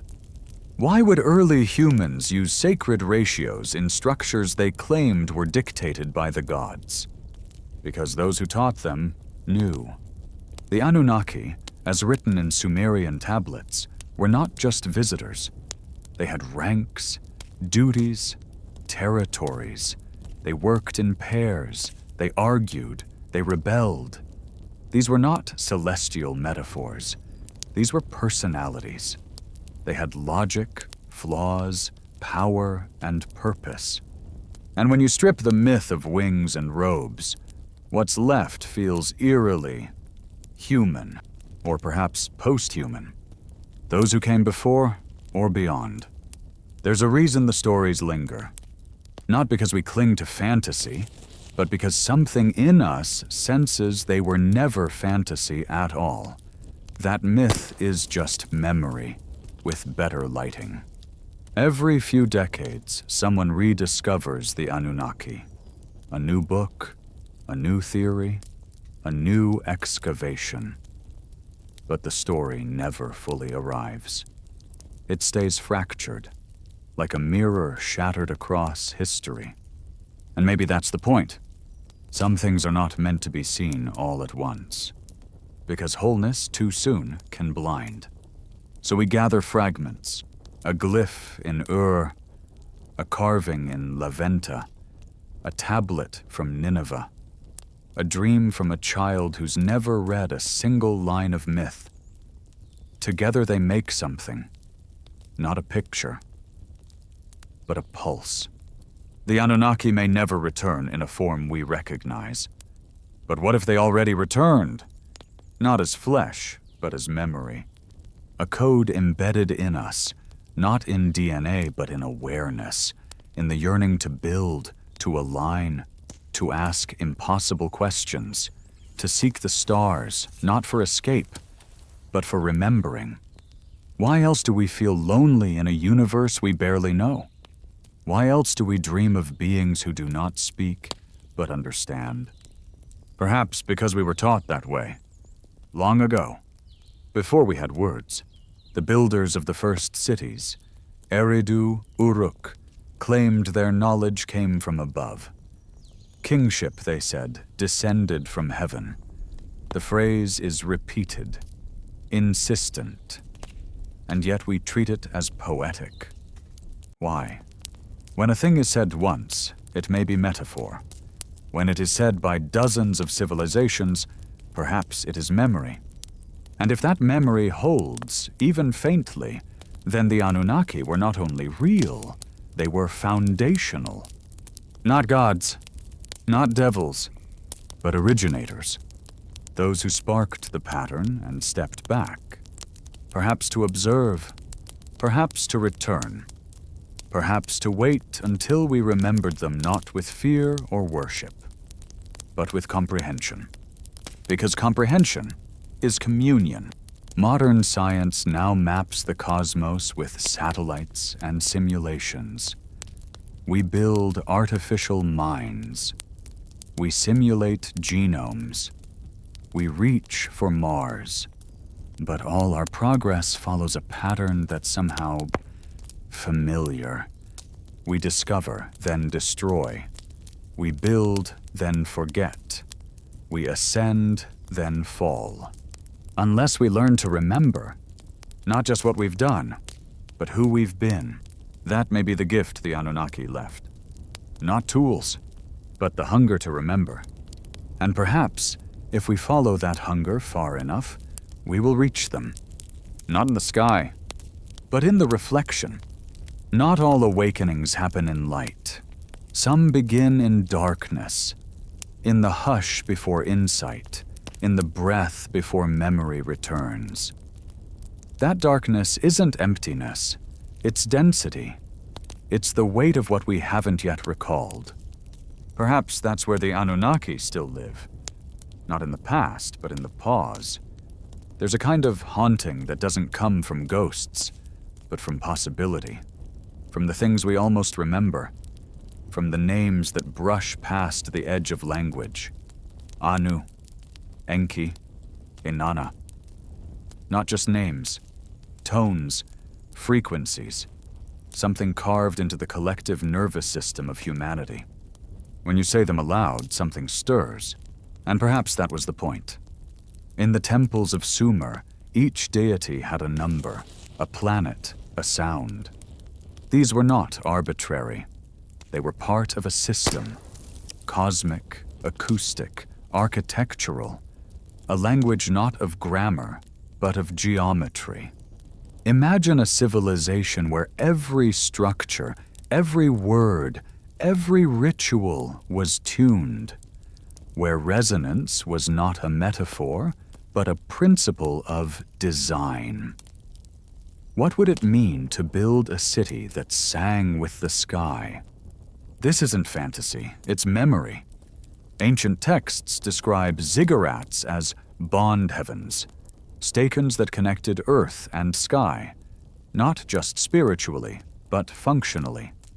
Platforms from which communication was possible. Perhaps not through sound waves, perhaps through something subtler. Quantum, harmonic, dimensional. If that sounds like science fiction, it may be because we've mistaken ancient science for modern myth. And it may explain why so many ancient ruins feel like puzzles. Because they were never meant to be observed. They were meant to be activated. What if the Anunnaki didn't just build structures, but systems? Systems of knowing, of seeing, of becoming. In nearly every culture, the myth of the gods ends the same way. They leave, not in defeat, not in death, but in withdrawal. a deliberate silence, a step back so that something could unfold. Us. But what if their leaving wasn't distance? What if it was depth? What if they moved inward, not upward? Into symbols, into cycles, into blood. What if the Anunnaki are not gone, but encoded? In our instincts, our fears, our dreams, the desire to return to something we cannot name.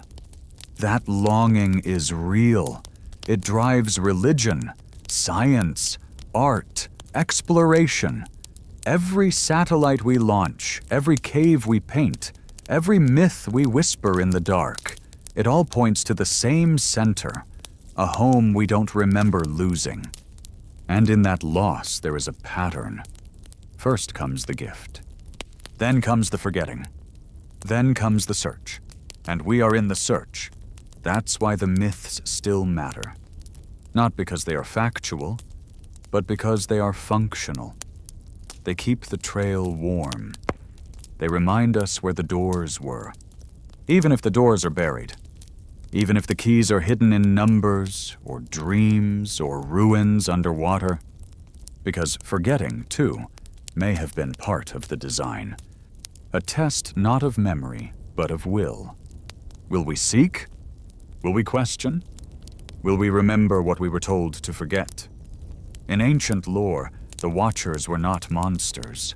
They were guardians of knowledge, of gateways, of balance. Their fall was not rebellion. It was compassion. They taught too much, too soon. And so the flood, a reset. But you cannot unring a bell. You cannot untell a story. And so we remember, not all at once, but in waves. A dream of flight, a vision of light, a structure aligned to a solstice, a question that won't leave. The Anunnaki may never appear in the sky again, because perhaps their greatest work was not what they built, but what they planted. It begins not with a fact, but with a feeling, not a theory, a vibration, a sense that something is waiting, beneath the sand, beneath the skin, beneath the centuries of forgetting. It does not knock. It hums. And the hum is growing louder. Why do certain children dream of stars they cannot name? Why do some ancient symbols appear in places that never met? Civilizations that never touched, carving the same shapes into stone, telling stories of beings who came from the sky and gave fire, law, order, language. We are told they imagined it. But imagination has limits. And coincidence has a tipping point. There's a reason the same questions rise again in every age. Who are we? Where did we come from? Why do the stars feel like home? The answers are never given, only echoed. And always, there is the presence of something older. The Anunnaki are not the only name. They wear many: Elohim, Nephilim, Devas, Apkallu, Viracocha, the Shining Ones, the Watchers, the Architects. Names change, the pattern doesn't. The pattern says someone came, someone shaped, someone left, and left behind us. But not only us. Also the ruins, the myths, the impulses, to build high, to dig deep, to remember. Why does every flood myth begin with warning? Why does every golden age end in silence? Because memory is dangerous when misunderstood, and yet it always returns. Perhaps this is the real legacy of the Anunnaki. Not technology, but recursion. The spiral of knowing. The echo of the question. A design that ensures forgetting can only go so far before the shape of the story re-emerges.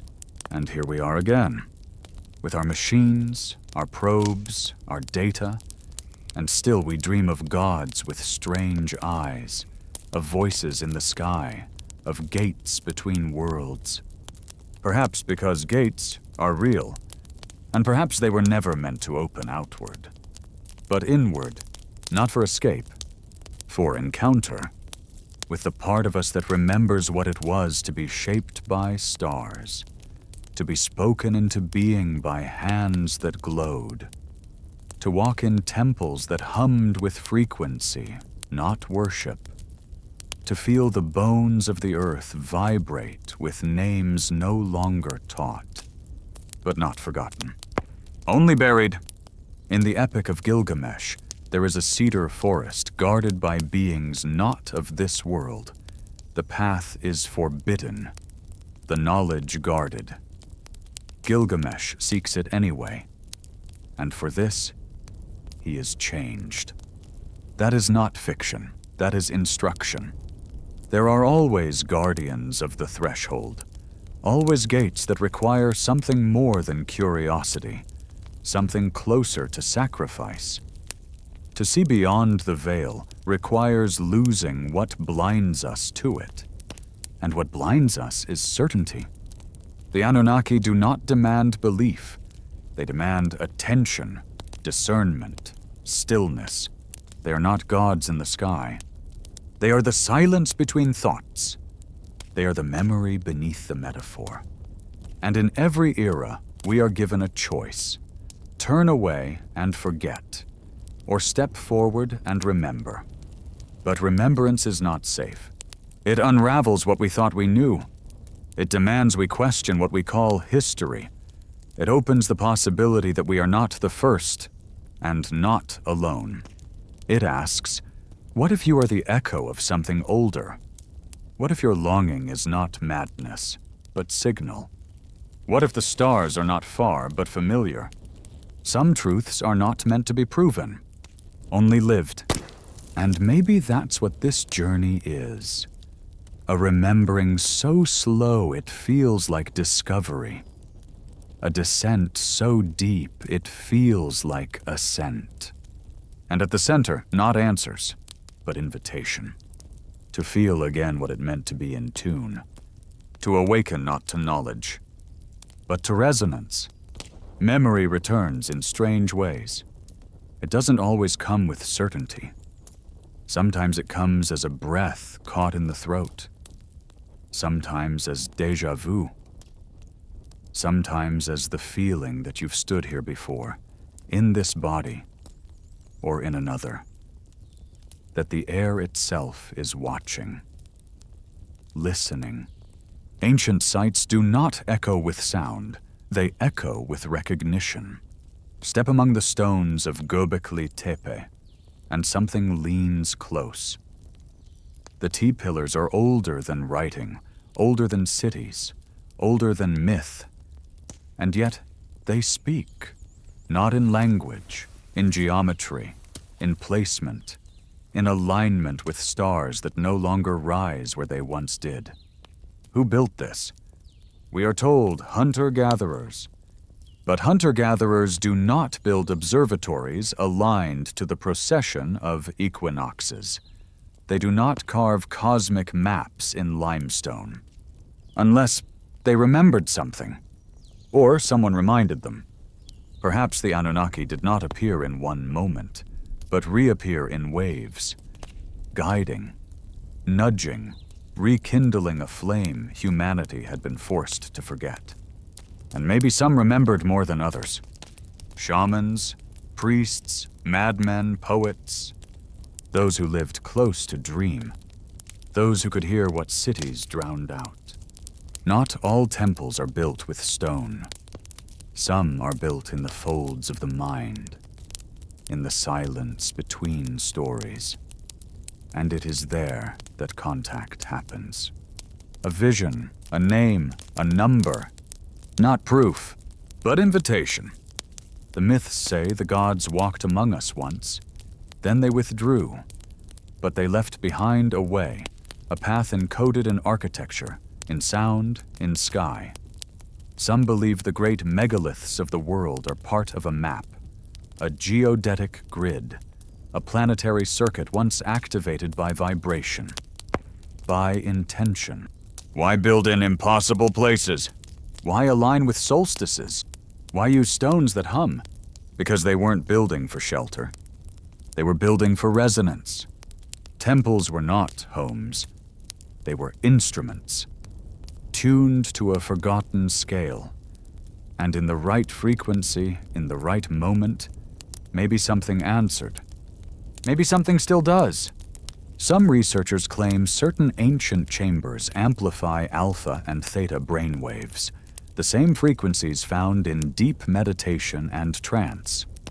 These states, long considered spiritual, are also neurological doorways, places where language bends, where time folds, where the inner and outer blur. Is that where they waited? The Anunnaki? Not in ships, but in silence. In the place the waking mind avoids. The mind isn't the only structure capable of memory. Water remembers. Stone remembers. Light bends to will. What if memory itself is elemental? And the myths, our oldest, are not fiction, but residue? Every culture has stories of beings who came from the sky, not just as gods, but as bringers of knowledge, of destruction, of change. And always they leave, or are banished, or simply fade. But the stories remain.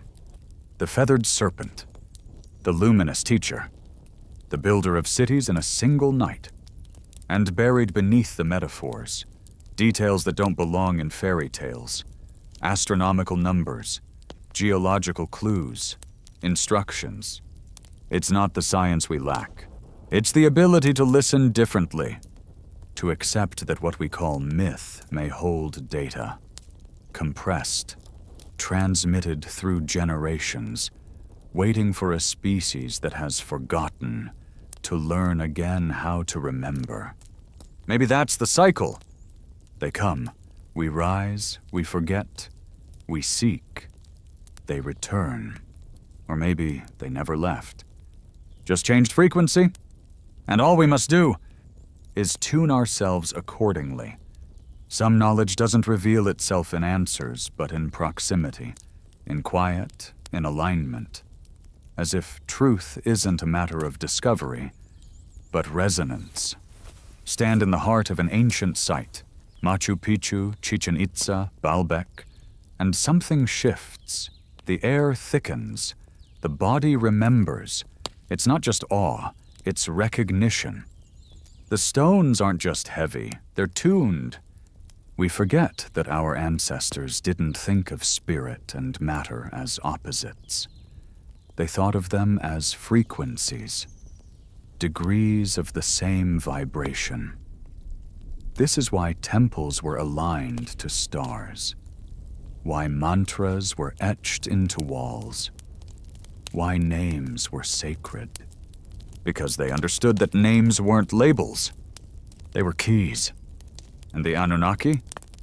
They gave names to things before we even knew to ask.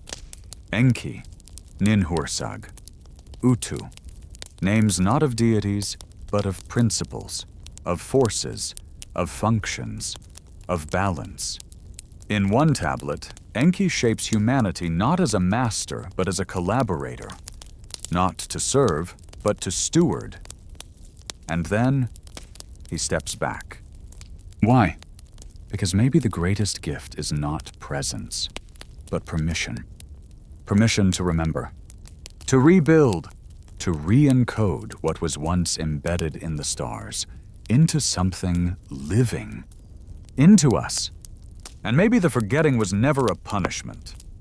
Maybe it was a pause, so that when we remembered, it would be ours, not borrowed, not inherited, but earned. That's why memory returns slowly, through image, through symbol, through structure. Not as information, but as invitation to align with what always was.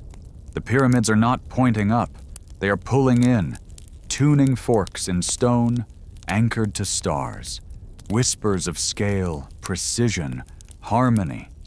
Even now, we don't fully understand them, because they weren't built to be understood. They were built to be remembered. In the Popol Vuh, the gods attempt to create humans from mud, then from wood, then finally from maize. Each failure teaches something, each version closer to resonance. Perhaps we too are a version. Perhaps the Anunnaki did not create us whole, but seeded a pattern, one that could grow toward them, or beyond them. And if we are growing, then what is the light we move toward? It isn't technological, it isn't even spiritual. It's harmonic. The Anunnaki were not worshipped because they demanded it, but because they vibrated at a frequency that made reality bend. And in rare moments, some humans have touched that frequency. Mystics, prophets, artists, scientists, the ones who dream of structure, the ones who see beauty in the math, the ones who whisper, not shout. Because the loudest truths are often the most fragile, and still they survive. Encoded in megaliths, in myth, in the way we still look up at the sky, not in fear, but in longing. The return we await may not be theirs. It may be ours. A return to a state of tuning, a remembering not of fact, but of form, to live in alignment, to create in resonance, to speak not to dominate, but to harmonize. The Anunnaki, if they ever were, may not have wanted followers. They may have wanted mirrors. There's a moment just before sleep when the boundaries blur. The room softens, time folds, and thought becomes something else, something closer to memory, or maybe contact. Maybe that's where the Anunnaki have always waited. Not in the past, not in the sky, but in that liminal fold where dream meets recall. Because not all memory is backward. Some memory is forward. It pulls, it insists. It shows us what we were, only so we might see what we still could be. Across traditions, initiates speak of thresholds, of voices in the dark, of luminous beings who teach, then vanish. They call them angels, devas, spirits, ancestors. But the stories converge, the encounter, the message, the transformation. So what is that voice that comes when everything else is silent? What is that shape that watches just beyond vision? If it is the Anunnaki, then perhaps they were never a race, but a resonance, a state of mind, a state of being, one we once knew, one we keep forgetting. And still it returns, through symbols, through longing, through the ancient question that will not sleep. Göbekli Tepe, the great ziggurat of Ur, Teotihuacan. These were not built for the eye, they were built for the mind, for alignment. Each site whispers the same intention, recalibration, not of society, of soul. You walk the corridors, you climb the stair. You feel the symmetry unfold inside you, as if memory was architecture, as if memory could be built, stone by stone, into the earth itself. Maybe that's why they left us stone, because it outlasts, because it vibrates, because it remembers, and in its memory, something stirs inside us. Have you noticed how the questions keep returning? Who were they? Why did they come? What did they want? And always the last question. When will they return? But maybe the answer was never about arrival. Maybe it was always about awakening. They won't return as beings. They will return as a chord struck across the species, as a moment when enough of us tune in, hear it, feel it, and become something else. Not worshippers, but witnesses of the pattern, of the cycle, of the harmonic truth beneath the noise of modernity.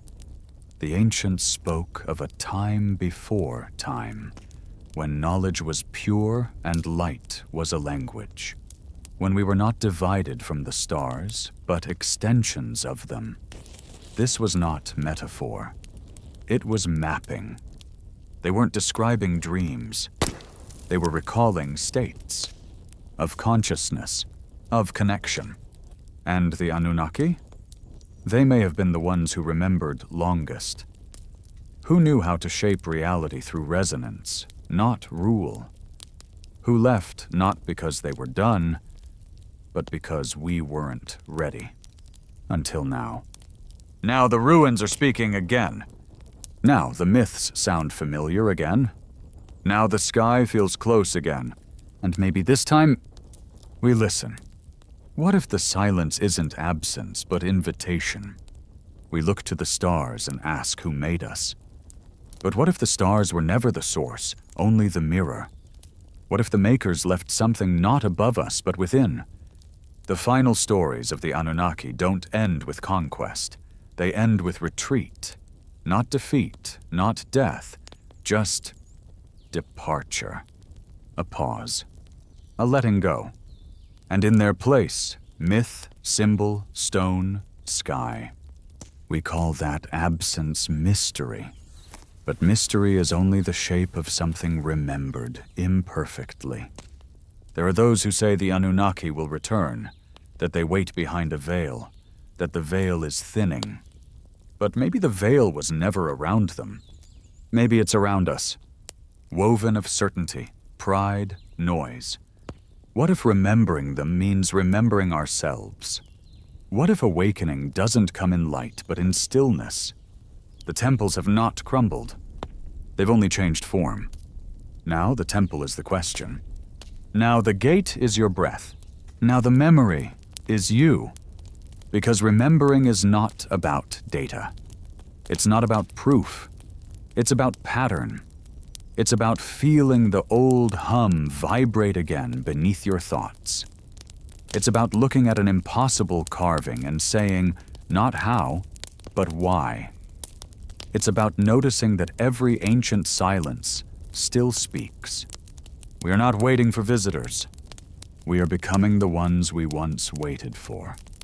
The Anunnaki may have passed their knowledge forward, not in ships or codes, but in hunger, in that quiet ache to build, to align, to belong to something not smaller than ourselves, but larger. That ache is the invitation. And if we answer, we do not summon them. We join them, not as servants, but as stewards, not as children, but as echoes, as harmonics, as the next note in a cosmic scale that's been playing since long before history had a name. The Anunnaki do not ask to be believed. They ask to be remembered, not for what they were, but for what they awakened. And now, it's our turn. To ask differently. To see differently. To walk through the ruins not as tourists, but as listeners. The language is still there. Carved into stone. Etched in myth. Resonating in breath. Waiting. Always waiting. For the one who stops. The one who listens. The one who no longer asks to be told, but is ready to remember.